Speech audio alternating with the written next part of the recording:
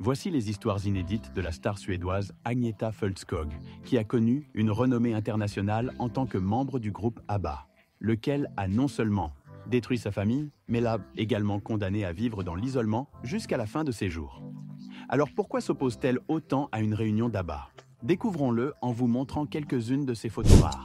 Agneta savait déjà ce qu'elle voulait faire de sa vie, alors que ses camarades pleuraient encore pour des bonbons. Sans aucune formation musicale solide, elle a écrit sa première chanson à l'âge de 6 ans. Sa mère était commerçante et son père était un passionné de musique. Il s'est assuré qu'elle maîtrise le piano dès son enfance et l'a inscrite à la chorale de l'église. En 1960, à l'âge de 10 ans, Agneta a formé son premier groupe avec 2 de ses amis.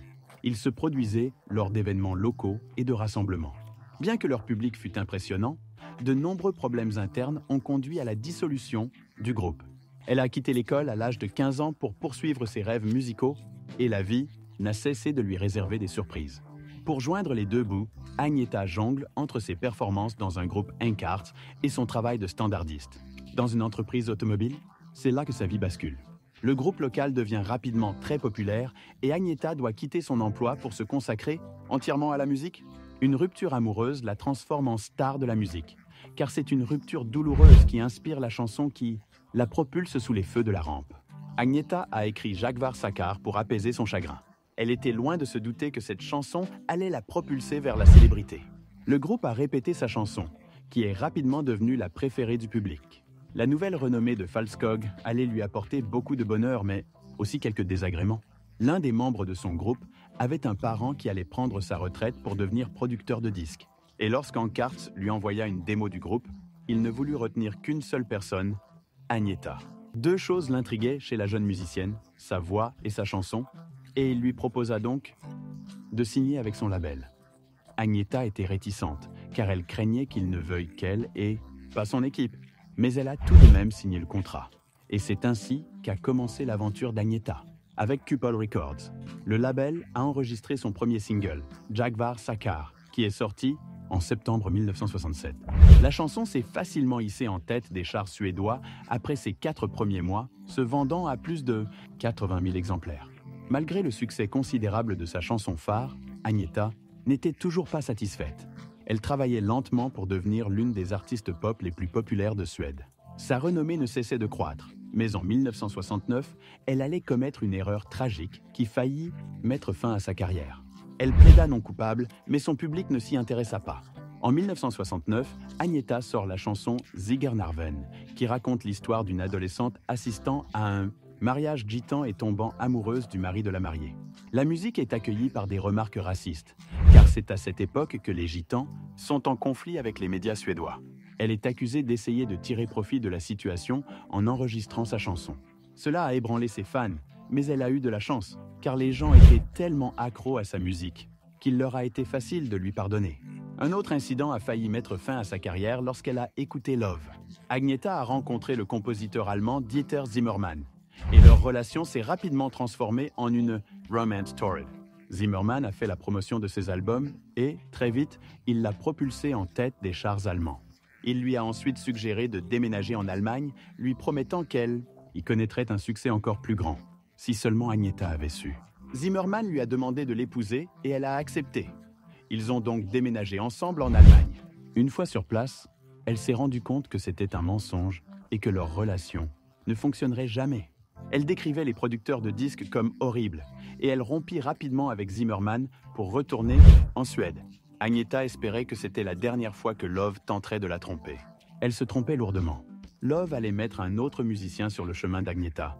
Et cette fois, elle serait contrainte d'arrêter la musique après leur rupture. La chanteuse rencontra Björn Huv en 1969 et ils entamèrent immédiatement leur histoire d'amour. Avec Annie Frid, Lingstad et Benny Andersson, ils allaient former l'un des groupes musicaux les plus populaires et les plus prospères de Suède, ABBA. Vous vous souvenez peut-être d'eux grâce à des tubes tels que Mamma Mia, The Winner Takes It All et leur tube qui les a révélés, Waterloo. Ils faisaient fureur tant sur scène qu'en studio, mais leurs fans n'ont jamais compris la raison de leur séparation. La dissolution du groupe est le résultat de nombreux facteurs, mais la raison la plus souvent citée est qu'ils ne supportaient plus la célébrité, ce qui a nui à leur relation. Et bientôt, chacun a voulu se séparer. Au sommet de leur succès, beaucoup de gens affirmaient qu'Agnetha et Anni-Frid ne s'entendaient pas. Mais Agnetha, dans une interview, a révélé ce qui s'était réellement passé. Ayant deux personnalités différentes, il arrive que nous soyons irrités par les qualités de l'autre et que nous soyons différentes. Nous avions également des vies différentes, a-t-elle déclaré. 1982 semblait être le bon moment pour se séparer, et c'est donc ce qu'elles ont fait. En réfléchissant à la raison de leur séparation, Agnetha a déclaré « Nous pensions que ce n'était plus amusant. Nous étions divorcés, tous les deux couples, et ce n'était plus pareil. Bien qu'ils se soient séparés il y a des années, leur musique a perduré et reste intemporelle, et appréciée par les fans du monde entier. Cependant, la première fois qu'Agnetha s'est engagée dans une relation officielle, cela a failli ruiner sa carrière. Elle a donc décidé d'être plus prudente la prochaine fois qu'elle s'ouvrirait à l'amour. Son premier mariage était avec Björn Ulvaeus. Ils se sont mariés le 6 juillet 1971 dans le village de Värëm. Un an plus tard, ils ont formé ABBA et tout s'est effondré. Le couple a eu deux enfants, Linda, née en 1973, et Peter en 1977. Leur mariage a duré 7 ans. Puis ils se sont séparés, invoquant des différences irréconciliables. Agnetha avait le cœur brisé, surtout après avoir découvert que Björn sortait avec quelqu'un une semaine après leur divorce. Dans son livre As I Am, publié en 1987, Agnetha a déclaré à propos de son divorce « Nous avons toujours dit aux médias que c'était un divorce heureux, ce qui était bien sûr une façade. Nous savons tous qu'il n'y a pas de divorce heureux, surtout quand il y a des enfants. » En raison du désastre que fut son premier mariage, Agnetha a décidé que sa prochaine relation serait privée. Et cette fois-ci, personne n'a su qu'elle était mariée avant son divorce, 3 ans plus tard. Agnetha s'est mariée avec le chirurgien suédois Thomas Sonnenfeld, et leur mariage n'a duré que 3 ans. La raison de leur rupture ? Il n'y a aucune trace officielle indiquant qu'Agnetha se soit remariée après cela, mais vu la façon dont elle a caché son dernier mariage, il y a de fortes chances qu'elle soit avec quelqu'un. Dans une récente interview, lorsqu'on lui a demandé si elle était toujours ouverte à l'idée d'une relation amoureuse, elle a répondu « Je vis ma vie en célibataire, mais j'ai beaucoup d'amis, dont beaucoup d'hommes. » Les années joyeuses étaient révolues et les tragédies se sont abattues comme une vague puissante, forçant Agnetha à se replier sur elle-même. Après la séparation d'ABBA, Agnetha a eu du mal à relancer sa carrière solo et le processus a été très lent en raison d'une phobie qui s'était profondément ancrée dans son esprit.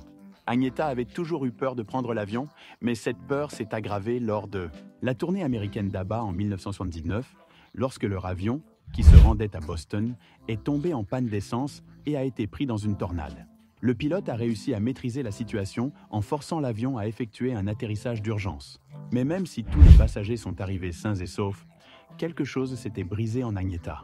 Selon elle, elle avait déjà très peur de prendre l'avion avant cet incident et cela n'a fait qu'empirer les choses. J'ai dû suivre une thérapie pour surmonter ma peur. Ça va mieux, mais ça prend beaucoup de temps. Je peux maintenant prendre l'avion pendant 2 ou 3 heures, mais pas plus. Pendant les 8 années qui ont suivi, Agnetha a voyagé par la route. Mais en 1983, elle a dû se rendre à l'évidence que c'était tout aussi dangereux. Son bus privé a fait un tonneau sur l'autoroute et elle a été éjectée par la fenêtre. Mais elle a survécu. Je dois avoir un ange gardien qui veille sur moi, car j'ai eu tellement de malchance, mais j'ai survécu, a-t-elle déclaré. Elle a également fait une autre confession choquante. Elle souffrait du trac.